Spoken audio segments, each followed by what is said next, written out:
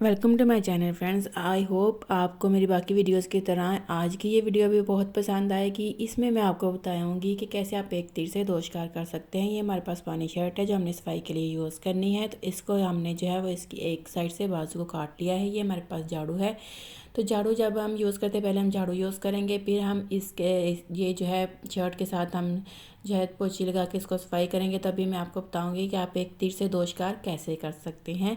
तो आपने इसी झाड़ू के ऊपर ये जो बाजू है हमारे पास शर्ट की हमने कटिंग की है, इसको आप हल्का सा गीला करके इसके ऊपर बाजू झाड़ू के ऊपर इसको इस तरह से लपेट के तो आप इसको इस तरीके से जब सफाई करेंगे डस्ट भी नहीं उड़ेगी और एक तीर से दो शिकार आपके हो जाएंगे। बहुत अच्छे से जो है वो सफाइयाँ हो जाएंगी। ये देखें नीट एंड क्लीन हाउस हो जाएगा। आई होप आपको मेरी ये वीडियो पसंद आई होगी। आपसे रिक्वेस्ट है कि प्लीज़ फ्रेंड्स और फैमिली से शेयर कर दें, चैनल को सब्सक्राइब कर दें। Thank you. अल्लाह हाफिज़।